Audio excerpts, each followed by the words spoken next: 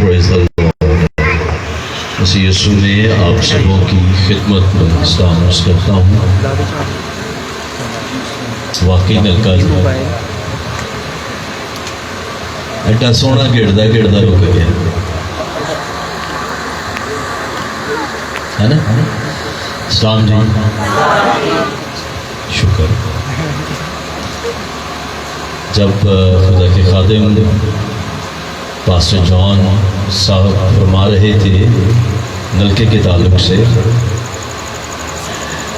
तो मेरे माइंड में जो उसका रिफ्लेक्शन आया वो था कि इन्हीं नलकों को यीशु मसीह ने, शायद इन्हीं हम ही में से वो सामरी औरत भी थी जो कभी कभी पानी आता होगा, जब उसको घेरा जा रहा है तो पानी आता है। यीशु ने कहा, अगर तुम मुझे जानती कि मैं कौन हूँ और तुम मुझसे कहती तो मैं फिर तुझ में से कभी कभी वाला पानी नहीं बल्कि हाँ जी जिंदगी के पानी के चश्मों को जारी कर देता। हालेलुया। सो अजीजों, खुल के तालियां बजाओ। आपने ये आम सा काम नहीं होता, आप लोगों को ऑर्गेनाइज करना, बुलाना, खुदाम को इकट्ठा करना, हम जो दूसरे शहर से हैं कोऑर्डिनेशन करना, ये बड़ी जिम्मेदारी का काम है और इसमें काफी वक्त, काफी मेहनत इन्वेस्ट होती है। आप सब अपने अपने घर से बारी होकर आ गए, तैयार होकर आ गए। हम जब पाजिश साहब के घर में पहुंचे तो बहन ने हमें सर्व किया। वो बहुत भाग रही थी, किचन रूम चीजें इधर भी यार, मैं सब देख रहा था कि कितनी जोशानी के साथ वो हमें सर्व कर रही हैं। और मेरे जहन में था कि इन्होंने चर्च भी पहुंचना है। तो मैं शुक्रगुजार हूँ इस जोड़े के लिए, इस कपल के लिए, खुदा के खादिम के लिए, जिनकी दानिश में खुदा के रूह ने ये बात डाली कि वो हमें यहाँ पर आपके दरमियान बुला पाए और आज की शाम ठहराई गई। तो मैं मेहनत करूँगा जहाँ इन लोगों की काबिश है, आप आज उस सामरी औरत की तरह अपने आप को पेश कीजिए ताकि जिंदगी के चश्मे आपसे जारी हो सके। सुन के नहीं जाना, मेरी बात को ध्यान से सुनिएगा। मसीही वो नहीं होता जो हर इतवार की सुबह 2.5-3 घंटे 2 घंटे के लिए नारे लगा सकता है। मसीही वो है जिस का इतवार भी खुदा की हुजूरी में गुजरता है और जब सोमवार की सुबह आती है तो वो उसी मसा से फिर से भरा हुआ दिखाई देता है। समझ चाहिए। तब आप चर्च से वापस जाते जाते आहिस्ता आहिस्ता आहिस्ता आहिस्ता अगर वो मसा वो हुजूरी खत्म हो गई है तो आप शनाख्ती कार्ड वाले, नादरा वाले मसीही हैं। आसमान पर कोई आइडेंटिफिकेशन नहीं है, शनाख्त नहीं है। जी उथे किताब नाम लिखाना है तो फिर पौलुस रसूला को 24 घंटे हफ्ते के 7 दिन मसीह रहना पड़ेगा। उन्होंने क्या, मेरे लिए जिंदा रहना मसीह है, मेरी जिंदगी मसीह है। तो मेरे लिए मसीह की जी नवी डेफिनेशन मसीह की है वो है मसीह ही। जब हमारी जिंदगी में हमारे उठने बैठने चलने फिरने में सिर्फ वक्त मसीह ही हो जाए तो भी हम मसीह हैं। आमीन आमीन। तो लतीफा आंदा है, गोभी गोभी होंगी तो बंदे बंदे होंगे, किनू किनू आंदा। चलो ये बाद में जिन्होंने 4-5 लोगों आंदा इन्होंने मिलना है, इन्होंने सुनना, ठीक है, क्योंकि टाइम नहीं मैं एज करना। लेकिन प्लीज मैं बंदियां कलाम सुनाना है, मैं गोभी के सामने गल कर लिया। आमीन। शायद आपको समझ आ जाए। ते जेड़े भरा वो बाहर खड़े ने दूरों देख रहे ने, जे नेड़े आ जाओ ते तुसीं भी नजर आओगे ते सारे खुदा दी हुजूरी च भी आप बह पावांगे। इससे पहले कि हम आज के मौजू की तरफ बढ़ें और ईद साउद के ताल्लुक से हम बात करें, सिर्फ 3-4 मिनट मैं एक अहम तरीन नुक्ते को सिर्फ छेड़ना चाहता हूं, आपकी गोश्त गुजार करना चाहता हूं, और वो नुक्ता है मौजूदा हालात। मौजूदा हालात में जब बात करता हूं तो जाती कि शायद जंग की बात हो रही है, नहीं, मौजूदा हालात में जहां हमारे बच्चों का मुस्तकबिल की डिबेट चल रही है, प्रेस कॉन्फ्रेंसेस हो रही हैं, बड़े बड़े सियासी इज्तिमात हो रहे हैं, पॉलिटिकल ऐवानों के अंदर आवाजें बुलंद की जा रही हैं, है ना? मेरी गाल में समझ आई है? आवाज बुलंद की है, टीवी चैनल्स मुतहद होकर प्रेस कॉन्फ्रेंसेस कर पाए हैं, बहुत कुछ हुआ है ताकि हम आवाज बुलंद कर सकें और हमारे बच्चे, हमारी बेटियां और हमारे बेटे महफूज रहें। ये खमियाजा भुगत रही है। और किसी सियासतदान ने तो क्या कमाल लफ्ज भी बोले हैं, मैं उनको यहां से दोहराऊंगा नहीं, लेकिन मैं बड़ी जिम्मेदारी से, हम पिछले 2 संडे से चर्च में इस बात को सीख रहे हैं और ये मेरे दिल के अंदर मौजूद है, इसलिए मैं आपसे शेयर कर रहा हूं। और बड़े ध्यान से, जितने पेरेंट्स, जितनी माएं और जितने बाप बैठे हैं, ये मेरी बात होगा, मूवीज में देखा होगा, कार्टून्स में देखा होगा, देखा सबने तीर दियां अखां वेखियां ने किन्नियां होंदियां? कोई भैन मैनूं दसे या भरा, तीर दी अखां किन्नियां होंदियां? जिन्नी जेर दी गल मुकाओगे मैं अपने टॉपिक कल्ले चला जाऊंगा, हाले इधर भी गल लंबी है अपनी। तीर दी अखां होंदियां ने? नहीं होंदियां।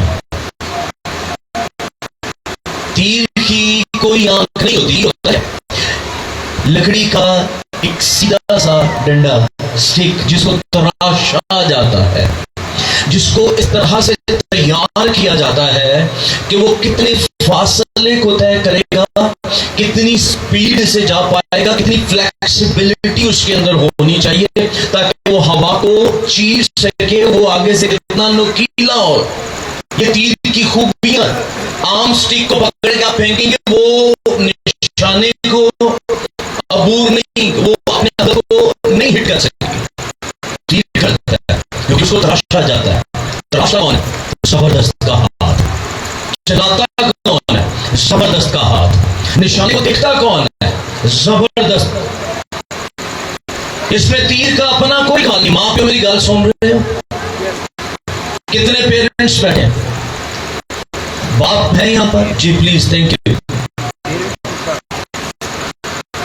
तीर की अपनी कोई अकल नहीं, कोई हदफ नहीं, कोई तैयारी नहीं, उसको सब कुछ चलेगा एक जबरदस्त का हाथ, और वो जबरदस्त का हाथ एक बाप और एक मां का हाथ है। बाइबल के मुताबिक पहला अदारा, पहला इंस्टीट्यूशन जो खुदा ने बनाया वो कलीसिया नहीं है, वो खानदान है। सबसे पहला अदारा बाइबल में जो बनाया गया वो खानदान है, बाद में कलीसिया आती है, बहुत बाद में। तो मेरी बात याद रखें, एक जुमला समझाने के लिए मुझे ना बोलना पड़ा। ट्रेंड वालिदैन महफूज बच्चे, बोलिए मेरे साथ।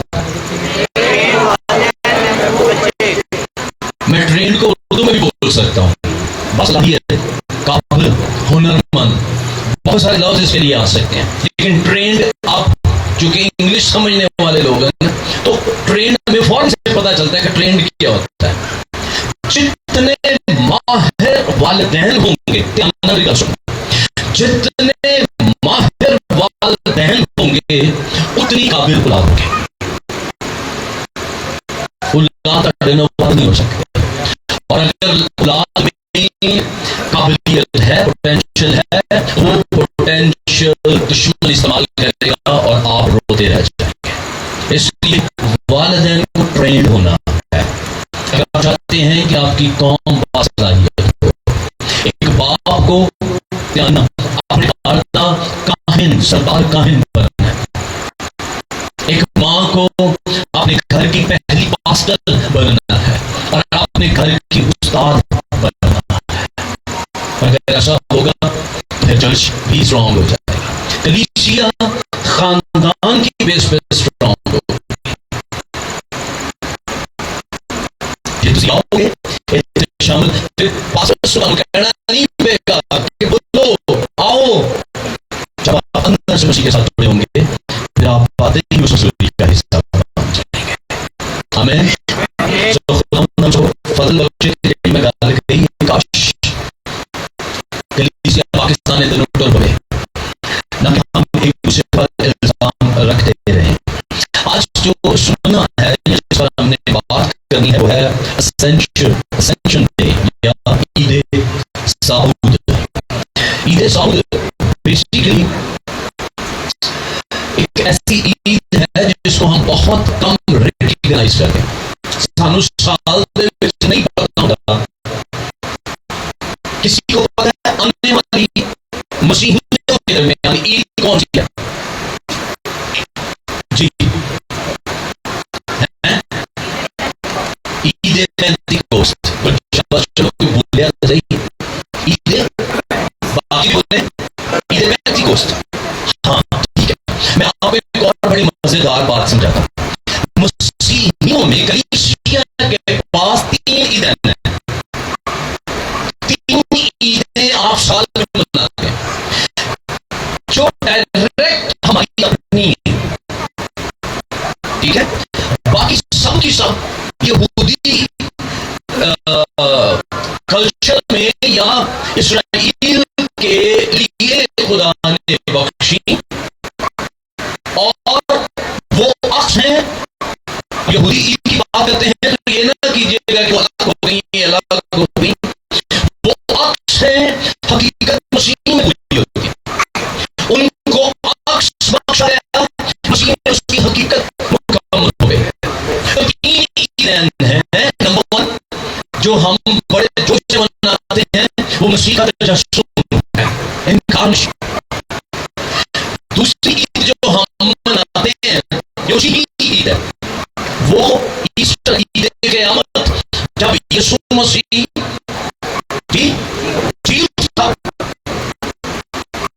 और तीसरी ईद जिसका ताल्लुक हरगिज़ भी यहूदी ईदों के साथ नहीं है, ईद क़यामत का भी यहूदी ईदों के साथ फसह के टाइम पे लगा।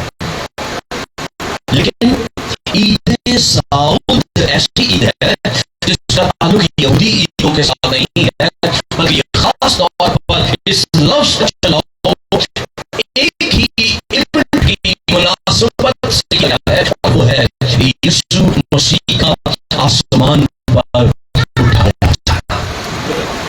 ये खास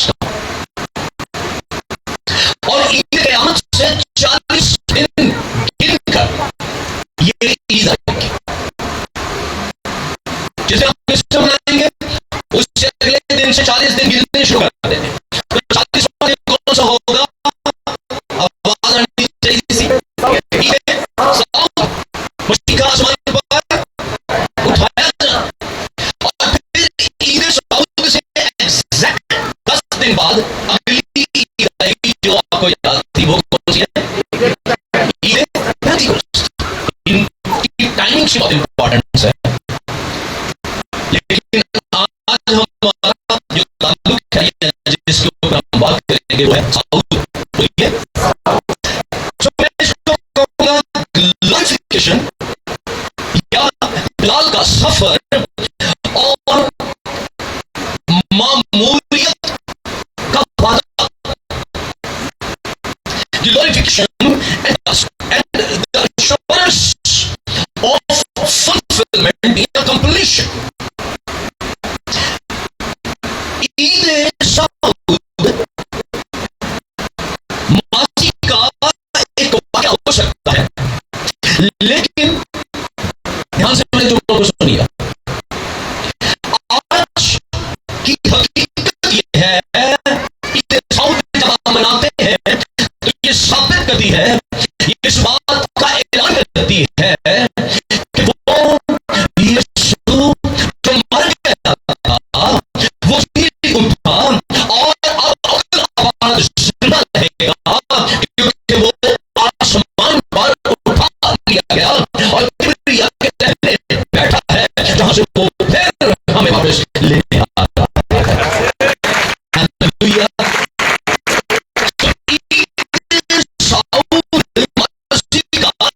एक छोटा सा वाक़या नहीं, आज की जिंदा हकीकत है, जिंदा मुनज्जी आसमान पर मौजूद है और हमें लेने आ रहा है। एक बात दिल को बड़ा भारी है, हम सब भी उसका जिक्र कर रहे थे। जब आप मसीह जीतने के दिन को देखते हैं तो मरियम मगदलीनी और औरतें जब कब्र पर पहुंची तो फरिश्ते ने उनको पता क्या कहा? हाँ, जिंदा को तो क्यों ढूंढती हो? पहले उसने कहा देखो, फरिश्ते ने औरतों से कहा देखो, वो जगह जहां रखा गया था वो खाली है, कोई बैठते हैं।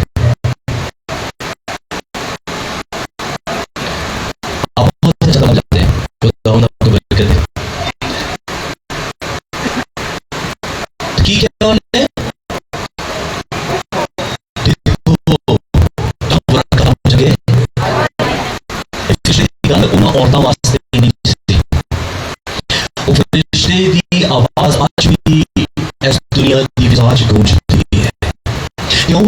क्योंकि इस जमीन पे उतरते सिर्फ एक ही खबर है, जितनी पूरी दुनिया, पूरी कौम, हर कबीले में खुला इन्विटेशन है। आओ देखो, सुनो, मुद्दा समझ के क्या सीखो नहीं है तो घबरा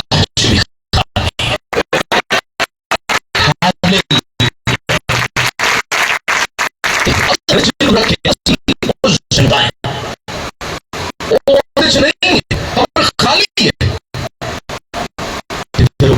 है जी, होना चाहिए। कलाम कलाम बताता है ईद साउद पर वो अपने शागिर्दों को के रूबरू उनके देखते देखते है, उनके देखते देखते ऐसे नहीं यीशु भाई बेगाम हो गए कब्र के बाद 40 दिन तक क्या बात करेंगे, यीशु उनको मिलते रहे, उनके साथ खाया, उनको रूम में मजबूत किया, उनकी वीकनेस के ऊपर उंगली उठाई, उनको तसल्ली बख्शी और उनको बिल्कुल उसके मुंतज़िर रहने के लिए वहां पर ठहर जाने को हुक्म दिया। अब देखते देखते आसमान उठा, देखते का मतलब है कि वो बाकायदा उसको बादल में छुप जाने तक देखते रहे, वो आई विटनेस से उससे उन्होंने उसको छुआ था, उन्होंने उसका खा था, उनके साथ रहा था और उनके सामने आसमान पर उठा गया था, इसलिए वो अंदर से इतने मजबूत थे कि जब उनके इंसानी मनों पर आने थे, जब उनको दरबारों से उनके साथ काम किए जाते थे, जब उनको सलीब चढ़ाया जाता था, जब उनको राहों के अंदर तेल में उनको जलाने के लिए डाल देते थे, खालों में उनको चीखकर धूप में छोड़ देते थे, उनका ईमान को तो साथ नहीं होता था, क्योंकि उनके देखते देखते बादल के अंदर छुप गया था सुनी थी, जिसको तुम चाहते हुए देखते हो वो बर्बाद दिलों पर तुम्हें देने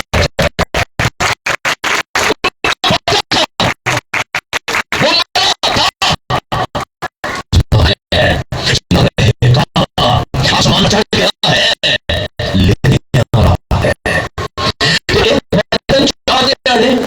मिट भी जाए कोई हल नहीं।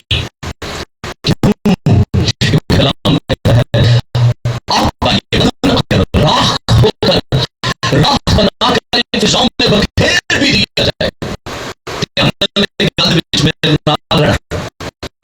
इसको जलाकर इसका पाउडर बनाकर इसको इंतजाम में बखेर भी दिया जाए, कोई बड़ी सियासत करे, हेलीकॉप्टर से जहाज से भी राख लेके ऊपर जाके बखेर दे, पूरी दुनिया करा दे। लेकिन जिस दिन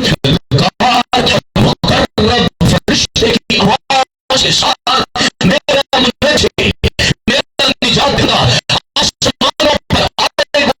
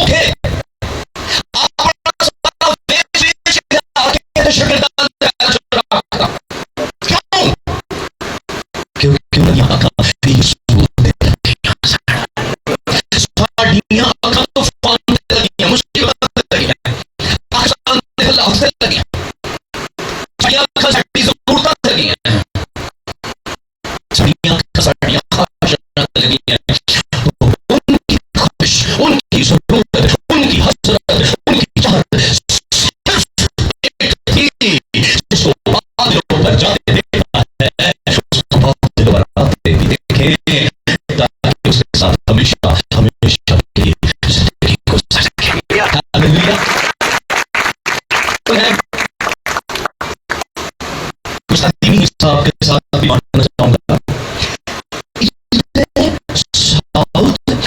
आपके ईमान की मराज है, मसीही ईमान की पीक, इनकार में जिसको मैंने कहा कि हम बड़े शौक से बड़े शौक से मनाते हैं, फोकस अक्टूबर तक ये शुरू हो गई है,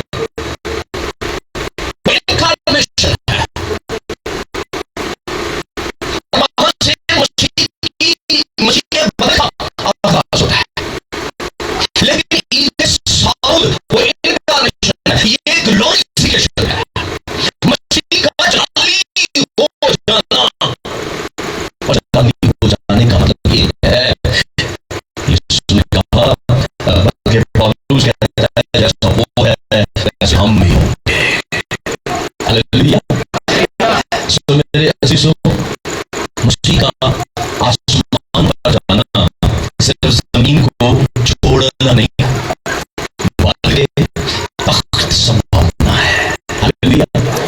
बल्कि अपने तख्त पर वापस लौटना है।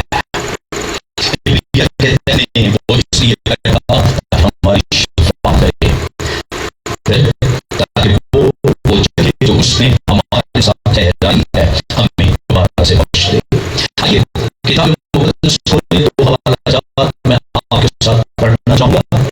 मेरे साथ पहला हवाला का खत, उसका दूसरा बाब, और जैसे उसकी नवी आयत पर हम बात करेंगे, लेकिन आइए हम चंद आयत पीछे से छठी आयत से पढ़ते हैं। फिलिपियों का खत दूसरा बाब और छठी आयत से छठी आयत क्या कहती है हमें, आइए इसको पढ़ते हैं। किताब मुक़द्दस यूं बयान करती है, उसने खुदा की सूरत पर था, खुदा के बराबर होने को कब्जा में रख अगर आपको याद हो या आप देख रहे हैं बाइबल पर, ये बयान करता है कि जब यीशु आए तो वो कैसे थे। जब यीशु का तजस्सुम होना था, वो बदन ले रहे थे, तो उससे पहले वो कैसा था? खुदा की सूरत पर, खुदा के बराबर। लेकिन यीशु मसीह ने उसको कब्जा में रखने की चीज ना समझा, कहती है बल्कि अपने आप को खाली कर दिया। ये यीशु मसीह का इख्तियारी काम, अपनी मर्जी से किया। वो जो कहता है कोई मुझसे छीनता नहीं, जुड़ा नहीं है। मैं अपनी बात से कहूं तो बात को मना जाएंगे। एक बॉडी एग्जिस्ट करती है। अगर एक शख्स अगर सलीब पर आखिरी सांसें लेता हुआ कहती, अपने दूसरे हाथ लटके हुए दूसरे मुजरिम को ये कह सकता है तू आज ही मेरे साथ फिरदौस में होगा, तो इसका मतलब ये नहीं कि वो सिर्फ दूसरों की बात कर रहा है। इसका मतलब ये है कि वो सलीब पर लटका हुआ भी कामिल खुदा है और उसके अंदर इख्तियार मौजूद है। वो खुदा के बराबर है, लेकिन उसको इस्तेमाल नहीं कर रहा, अपनी मर्जी से उसको छोड़ रहा है। ठीक है, अपने आप को आजी बोलो खाली और खातिम की सूरत इख्तियार की और इंसानों के मुशाबहे हो गया और इंसानी शक्ल में ज़ाहिर होकर अपने आप को बचा कर दिया। फरमा ये मौत बल्कि सलीबी मौत गवारा की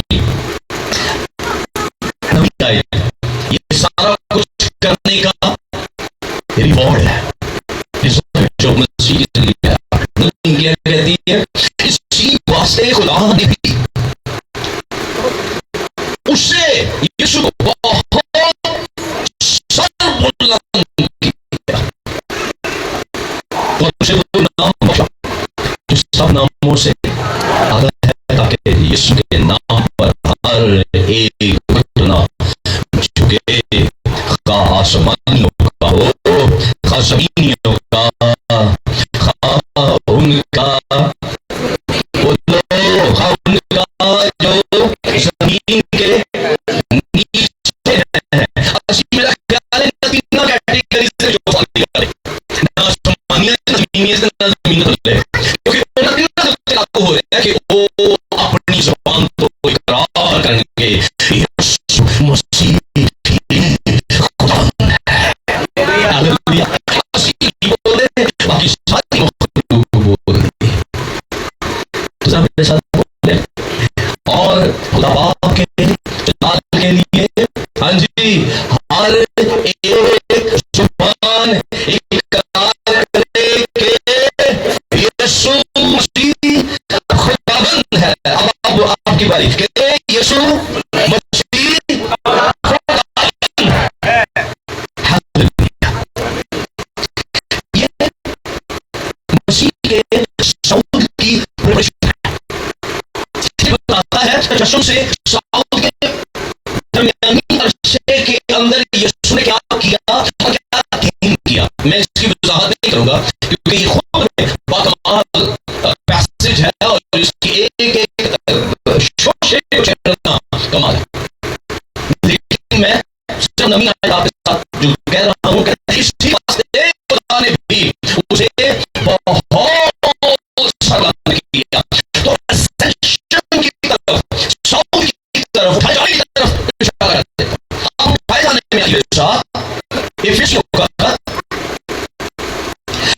और उसका चौथा भाग और उसकी नमी आयत को देखिएगा।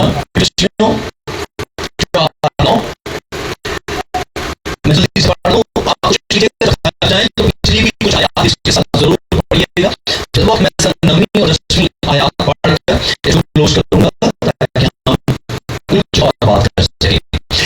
उसके चलने से और क्या ये आसान की बात हो रही किया जाता है सवाल के कि वो जमीन के नीचे के इलाका में भी होता। ये वो भी है जो बहुत कम समझ में आता है और जो बहुत सी उलझनों को पैदा करता है। और अगर आप इसको समझ लेंगे तो ये आपके लिए अच्छा हो जाएगा, लेकिन अभी हम इस तरफ भी नहीं जा पाएंगे।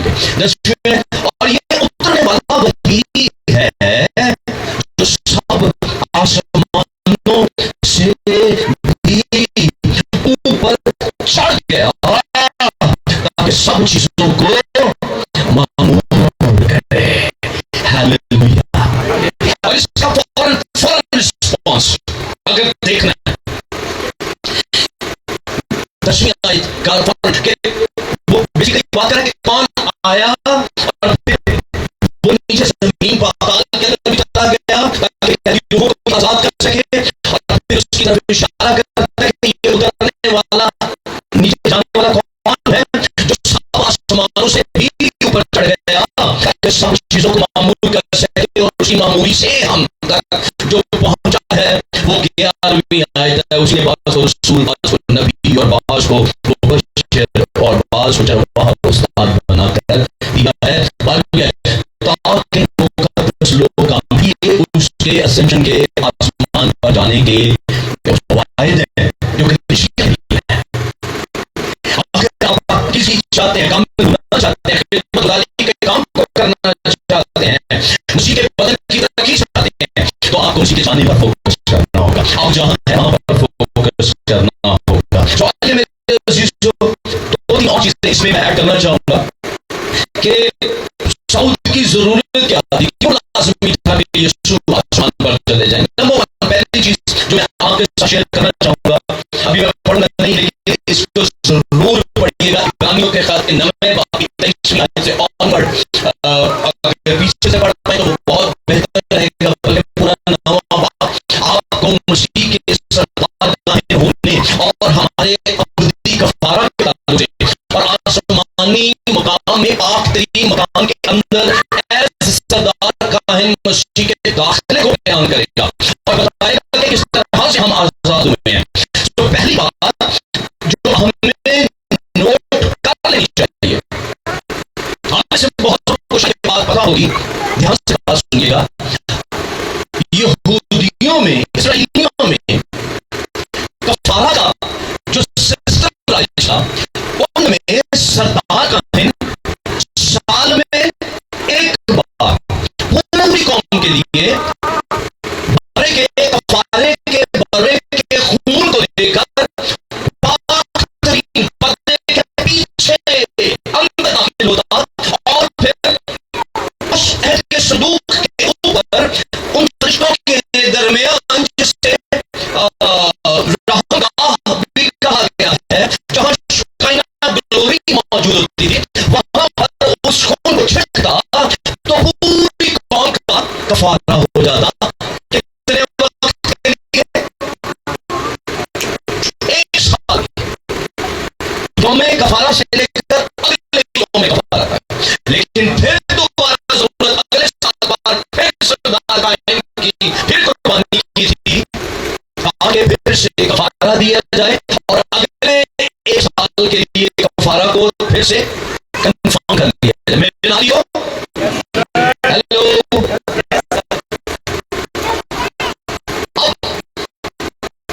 वो साल का चलने वाला तरीका, वो जानवरों की कुर्बानियां, वो बकरों बछड़ों का ज़बह किया जाना और जमीनी सरदार की तलाश और उनके सामने अपनी कुर्बानियां लेकर जाना और फिर 1 साल की और मोहलत का पा जाना एक ही बात में खत्म हो गया।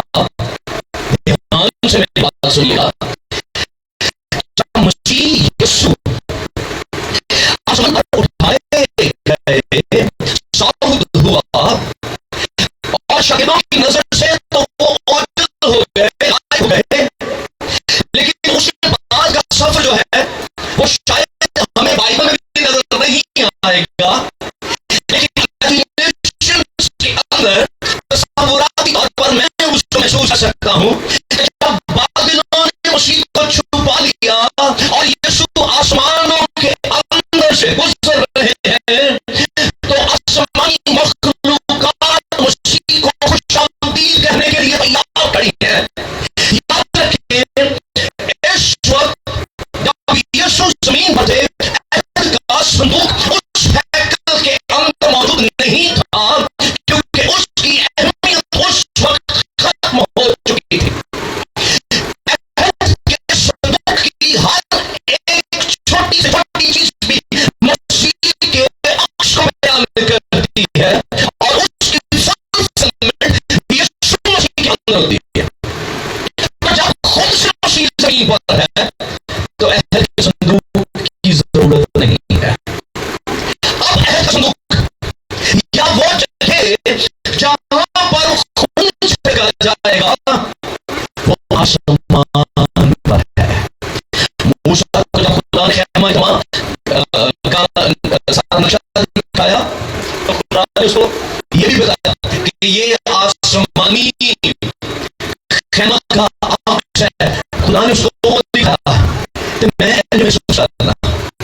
आप ध्यान से मेरे साथ रहना 2 मिनट के लिए, मेरी तरफ देखते हैं। मैं ऐसे महसूस करता हूँ कि आसमानी खेमा, वो पाकरीन मकान, वो तैयार कर दिया गया, जिसके लिए अबदियत में डिसीजन हुआ था कि खुदा का भरा जमीन पर जाएगा और इंसान के कफारा के लिए कुर्बान होगा। अब कोई और बशर नहीं, बल्कि ये कामिल इंसान यीशु मसीह खुद अपने खून को लेकर आसमानों का सफर करता है। तो आसमानी मुकामों के अंदर खुदा की मखलूकात, वो फरिश्ते, वो सराफीम, वो करूबीम उसको खुशामदीद कहने के लिए खड़े हैं। उतना बड़ा इस्तेमाल मसीह का यरूशलेम में दाखिले पर नहीं हुआ होगा। वो शोर, वो होशना के नारे, वो अवेला, वो मसीह को बादशाह बनाना, वो यरूशलेम की गलियों में नहीं सुना होगा।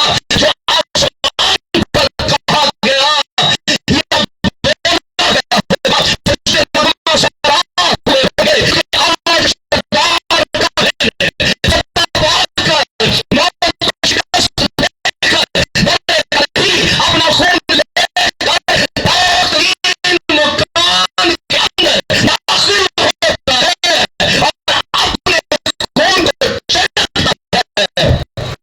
एक साल नहीं, 2 साल नहीं, आपकी आने वाली नस्ल का भी कफारा हो जाता है और आपकी दुश्मन आप पर इल्जाम नहीं लगा सकता, क्योंकि उसने अपने खून से हमारे गुनाहों को धोकर साफ कर दिया है।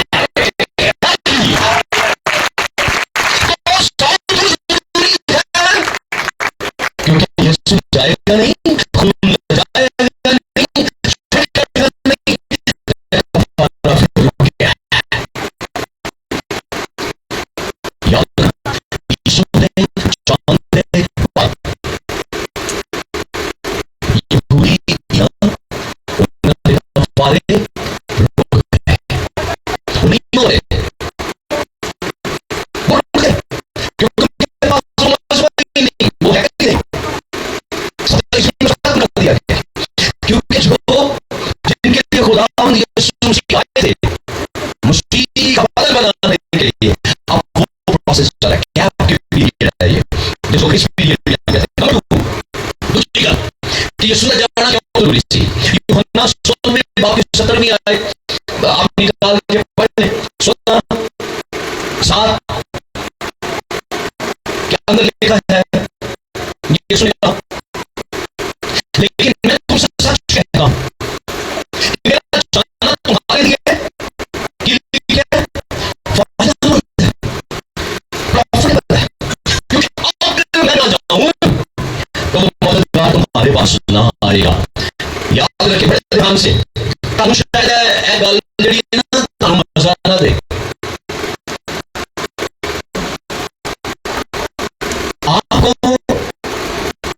शायद इस बात की समझ आए, आपको लगे कि ये तो मामूली सी बात है, लेकिन कलाम कह लो हो जाते हैं। और जैसा कल हो जाने जैसे गालू में जाने वो भी रही है। जिस जिंदगी में जिसके अंदर उसका काम जारी होता है ना, जिसके साथ पाक मूव कर रहा होता है, उसको पता होता है कि पाक है। आम शख्स या आम कलीसिया बादलों ने भी समझती है, हमें पाक की इंपॉर्टेंस का पता नहीं है, लेकिन ये रूह कुछ वही है, बोलने की तौफीक देता है। मैं एक छोटी सी बात बता के आगे निकल जाता हूं। रूह कुछ क्या है? मसीह की, हेलो, मसीह की अपनी मां के बदन में आने, मुकद्दसा मरियम के हमल से लेकर आसमान पर उठाए जाने तक यीशु मसीह ने जो कुछ भी किया है, वो कुछ भी किया है, बोलते चला कि कोड़ी चंगे की फेंकने को खंडियां इंजील सुनाई, तो कुछ भी उसने किया, उसमें यीशु मसीह ने अपनी अथॉरिटी, अपनी कुव्वत को इस्तेमाल नहीं किया, उस सारे का सारा काम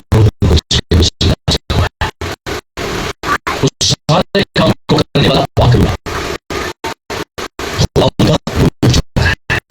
उसने मुझे मौका दिया और ये सारे काम से ताकि मैं ये काम कर सकूं। मुसलमान ने पूछा कि क्यों रहेगा, मैं मर्द को नहीं जानती, उसने कहा उसी कुदरत की बस ओ बच्चों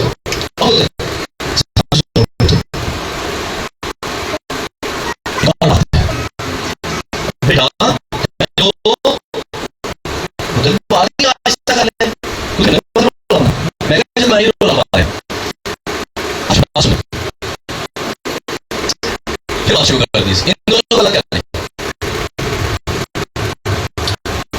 अच्छा क्या कहा? जब यीशु मसीह का बदन कब्र के अंदर था और यीशु पाताल के अंदर उतर गए, तो याद रखें यीशु मसीह को मुर्दों में से जिलाने में, पाताल की गहराइयों से बाहर आने में जिस कुव्वत ने काम किया, जिहड़ी यीशु पाताल जो कट के बाद जगह बना रही थी, आदमी वादी कुव्वतां नूं साइड कर रही थी और उन्हें बाहर लेके आ रही थी, जिहड़ी कुव्वत ने उसे ज़लज़ला लगाना, जिहड़ी कुव्वत ने उसका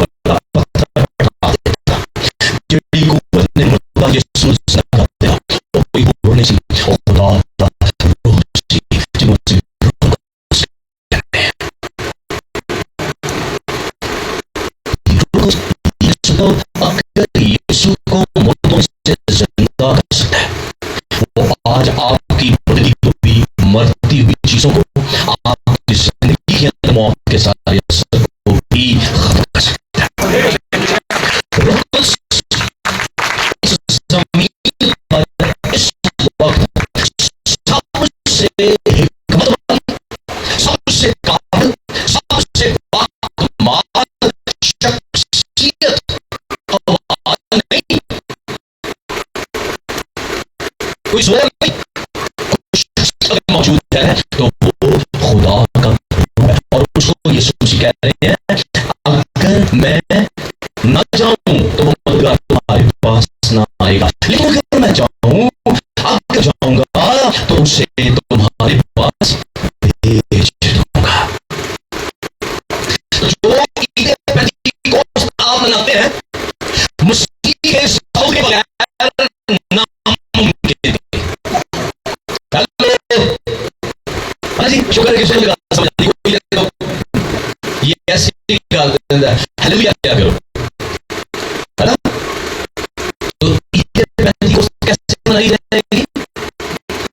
आसमान में जाएगा और जाकर रूह को जमीन पर भेज देगा। तो अगर रूह आज आपकी जिंदगी के अंदर बस रहा है तो रीजन क्या है? क्योंकि यीशु मसीह, जी ये डायरेक्ट रीजन है। क्यों इसका दूसरा? क्योंकि यीशु मसीह इस जमीन के काम को मुकम्मल करके फातेह हुआ और फतह के साथ आसमान पर गया और खुदा का नेक्स्ट प्लान उसने एग्जीक्यूट किया और रूह को जमीन पर भेज दिया। कलीसिया तेरा सोच, तेरा मददगार रूह कुद्दूस है। कल रात में हम एक प्रोसेस केस को डील कर रहे थे, एक नौजवान के तरफ मैं उसको कहूँ, मैं कहूँ मेरी आँखों से देख, बिल्कुल देख, कहता है मैं तेरे नहीं देख सकता, मैं बिल्कुल नहीं देख सकता, कहता है क्योंकि तुझ में कोई कुव्वत काम करती है। मैं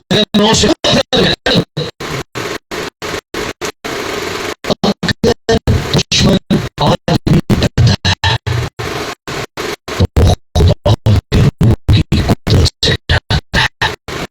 ऐसे तमकीद नहीं है भेज जो अग्नि आग हुई एलिया के दिन जो भेजी थी। एलिया दुआ की थी, वो आग आई क्या नकल में डाल दे। एलिया दुआ की थी, आग आई, वो कुर्बानी में चलाया, आगे थे वापस कोई सीमा थे, आग आई उन्होंने गला की दिया, आगे के थे फिर वापस। लेकिन यीशु आसमान में गया, पैंती को फिर आग आई, आगे थे बंदे आंधे अंदर, वो आग चिड़ी पहाड़ों सरकार नहीं है, वो आग जो कुर्बानी को खत्म कर देती है, जो लानतों को खत्म कर देती है, अब वो आग को डायनामिक्स को कुदरत ताकत वापस नहीं गई, अब वो आग इंसानों के अंदर रहती है, आप में काम करती है। ये मसीह के सऊद का ये स्वाभिषेक किरदार है नाल नासी, लेकिन यीशु अपने रूह के वसीले होना अपने जिंदगियां के अंदर बसता है। साढ़े अंदर है और दुनिया बड़ा ही बात है। तारे दुश्मन का इख्तियार, तारे दुश्मन का इख्तियार ऐसा जमीन है जरा तारे अंदर बसता है, ओदा इख्तियार पूरी कायनात है। ऐसा दुनिया को बनाने विच काम करने वाला कौन सी कलाम बोलिया रूह को चुम्बन ऐसी होने के लिए हालेलुया।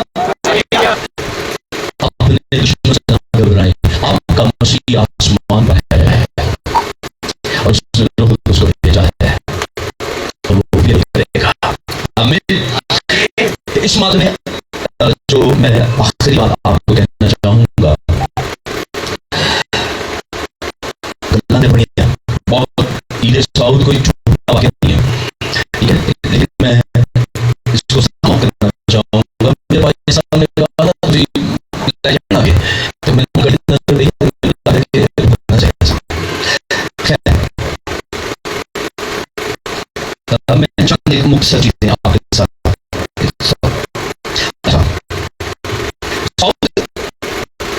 स्पिरिट में नहीं हुआ, ये याद रखिए, ताकि हिस्सा है जानबूझकर मसीह उनके देखते देखते उठाया गया ताकि अब हम न रहे और ये बात कंफर्म हो जाए तो अपने बदन में आसमान पर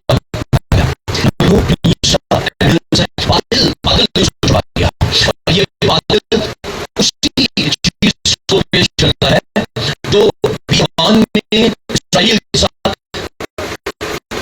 बादल के सदूर की और इसको इसलिए कम यूज होती है, मुश्किल ना खुदा का जलाल, ये बादल खुदा के जलाल को पेश करता है। तो मुसीबत को छुपा देने वाला, ले कवर करने वाला, ये प्रोटोकॉल है मुसीबत को कवर अप करने के लिए कौन है? जलाल ने मुसीबत को वहां पर रख लिया। और तो नेक्स्ट इसके अंदर बात है लूका 24:51 आयत के अंदर लिखा है, और यीशु ने हाथ उठाकर शागिर्दों को बरकत दी।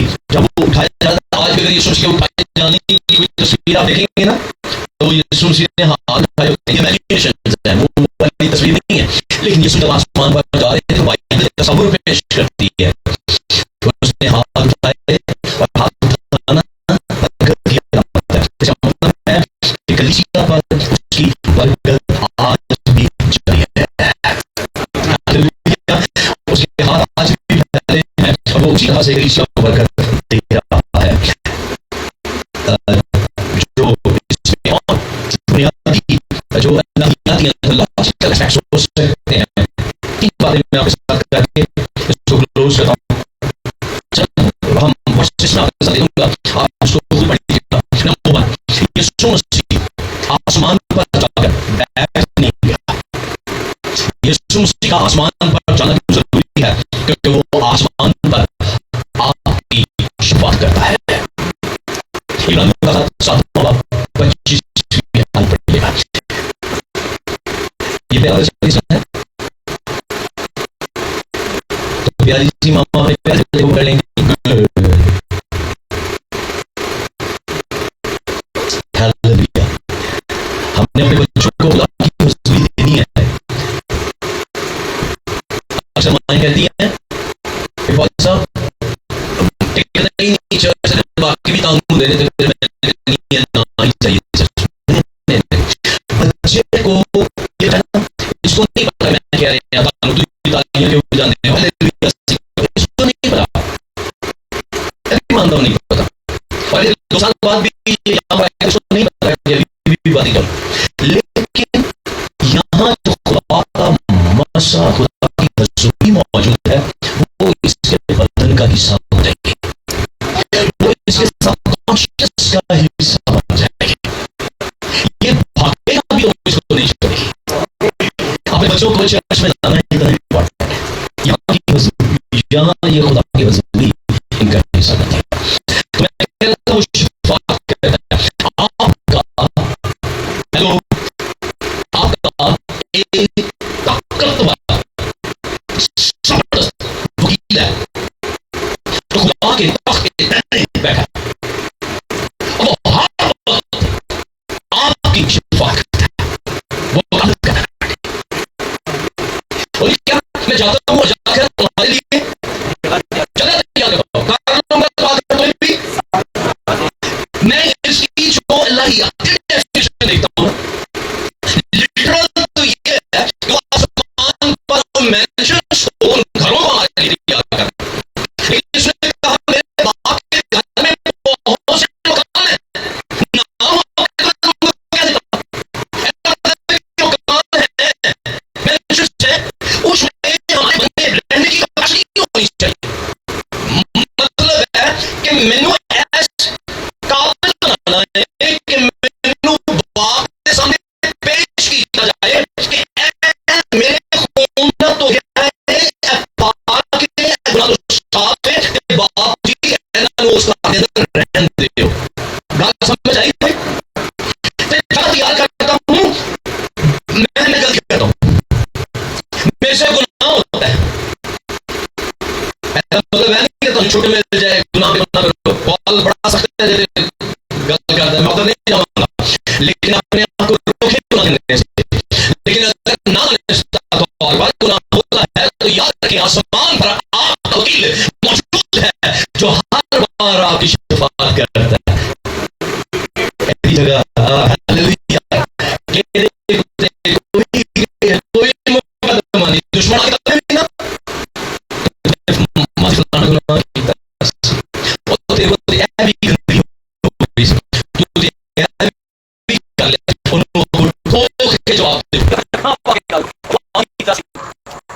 लेकिन तेन याद है यीशु दे खून में तो भी गया हाँ, और उन्हें अपने खून तो के साफ भी किया। आमीन। काम की तैयारी है जब हमें हमारे असल वतन में हमारी असल जगह पर दोबारा से बहाल कर देगा।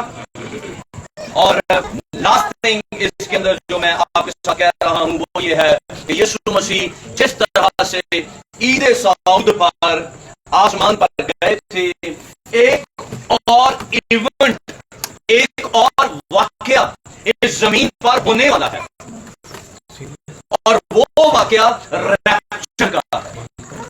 खुशी की पोशीदा आमद किरदारों के ऊपर काम ना करता, ईद सऊद ना होता, उन लोगों तक इंजील ना पहुंचाई जा सकती जिनको इंजील की जरूरत है, दुनिया तक ना पहुंचा जा सकता। सिर्फ यहूदियों के थोड़े से हिस्से तक इंजील महदूद रह जाती। ईद सऊद ना होता तो यीशु मसीह दोबारा से अपने लोगों को लेने भी ना आता। तो ईद सऊद हमारी मसीही जिंदगी का बुनियादी और अहम तरीन नुकता है जिसमें हमारे मुस्तकबिल को डिसाइड किया गया है। इसलिए अजीजों, आइए हम इस शादमानी से भर जाएं। आइए आज अपनी परेशानियों से निगाहें हटाएं। आइए हम देखना शुरू करें कि वो क्या गीत है। यीशु अच्छा से जान लिया हेलो आते क्योंकि हमें हमारी आंखें दिख नहीं देती, नौकियां उड़ दिखती हैं। काश मैं आपको दावत देना चाहता हूं, शायद आपको वो फील ना हो जो मैं महसूस कर रहा हूं, लेकिन हम कोशिश कर सकते हैं। खुदा की हजूरी मौजूद है, पाकरू मौजूद है, वो आपकी मदद करेगा। अगर आप हकीकत में अपने दिल से खुदा के तख्त का तजर्बा करना चाहते हैं, आप देखना चाहते हैं यीशु मसीह इस वक्त कहां है, आप भी आपके दिल देखना चाहते हैं। यूहन्ना कहते हैं, और जब मैंने उस तख्त के बीच में देखा तो मैंने उस तख्त के बीच में एक सभा किया हुआ रात देखा। हालेलुया। और कहता जब मैंने उसको देखा तो मैं मुर्दा सा होकर गिर पड़ा।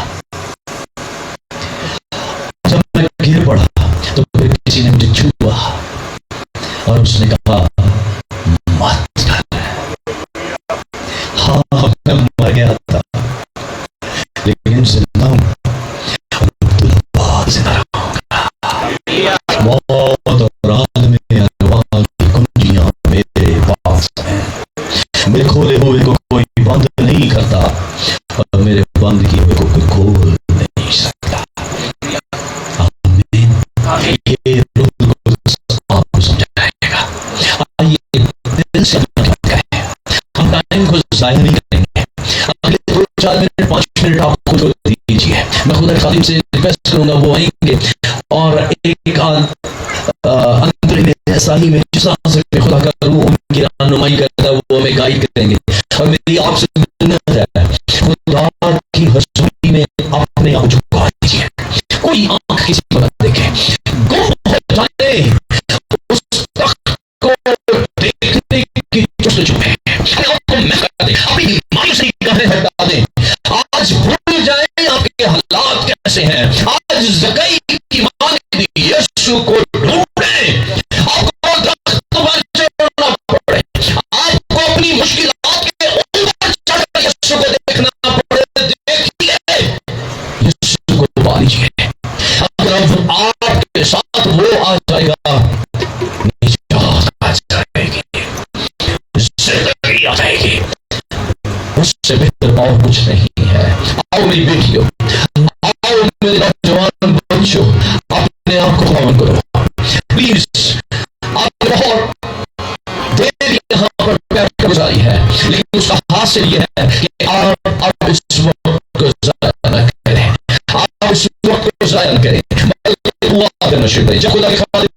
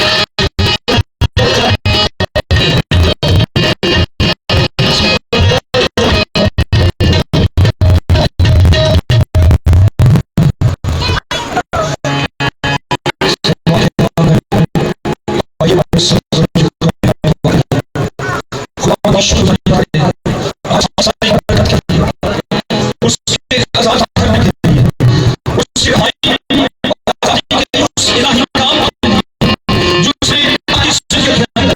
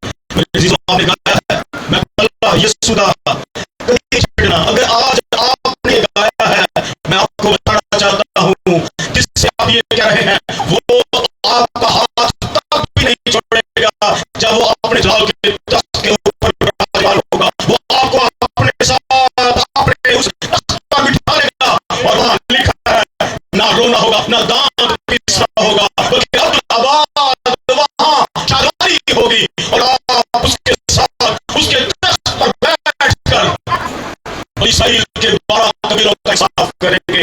ये आपको बरकत देने को है।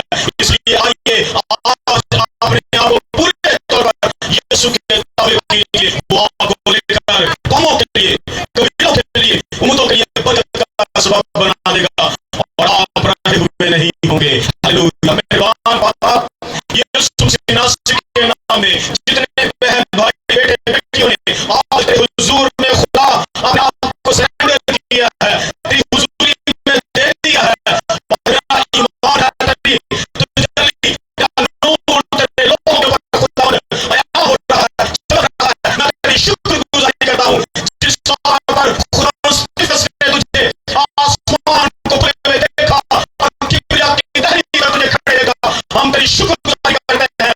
ईमानदार जितने मर्जी मुसीबतों के अंदर हो, तेरा आसमान तेरे लोगों के लिए खुल जाता है और तेरे लोग तुझे खुदा जलाल के अंदर देखना शुरू कर देते हैं। हम तेरी शुक्रगुजारी करते हैं आज की सारी इबादत के लिए, खुदा वर्शिप बंदगी के लिए, जिन्होंने खुदा तेरे हुजूर में हज़ारों का खुदावंद तेरे हुजूर में खुदावंद हज़ारों ने गुजारे हैं, ये कुर्बानी दी है। मैं हुजूर के लिए बरकत गुजारी करता हूँ। इनके आगे पानी तेरे पर किचन पर जॉब पर रिसोर्सेज पर खुदा तेरी बरकत और शांति ठहर जाए। जिन्हें सबको बरकत यीशु के नाम में, इस पूरे एरिया को यीशु के नाम में, यीशु के नाम में खुदा हम बरकत देते हैं और बिलखुसूस तेरे खादिम पास्टर मैक को और उनकी सारी टीम को, खानदान घराने को और जितने आए खुदा सबको हम बरकत देते हैं और बिलखुसूस तेरे गुलाम के साथ मिलकर इसके लिए खुदा तेरे हुजूर से खुदा पर विजय को मांगते हैं जो मांगते हैं आसमान से पूरी हो और जब दोबारा हम आए खुदा ये नगर कंप्लीट हो और तेरे लोग शादमानी के साथ शुक्रगुजारी के साथ भरे हुए इस घर की इबादत करें और तुझे जलाल दिया जाए। यीशु के नाम में खुदा सारे वक्त के लिए, कलाम के लिए खुदा, सारे हिस्से के लिए हम तेरी शुक्रगुजारी करते हैं। जितने खुदा आज तुझे एक्सपीरियंस किया है हम तुझे जलाल देते हैं और दोबारा मेरे खुदा शादमानी के अंदर तुझे घुमाए यीशु नासरी के पाक और पवित्र नाम में। आमीन। सब में आमीन।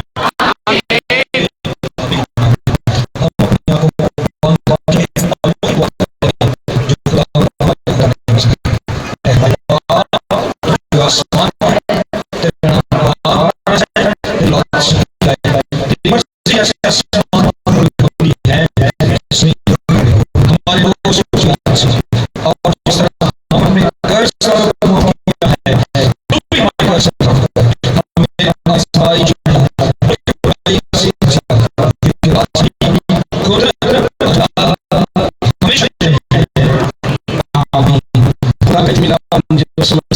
भाई तुम्हारे दिलों के अंदर ये सस्ती में महफूज रखे।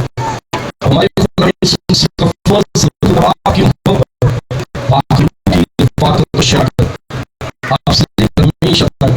आप सबके साथ आमीन।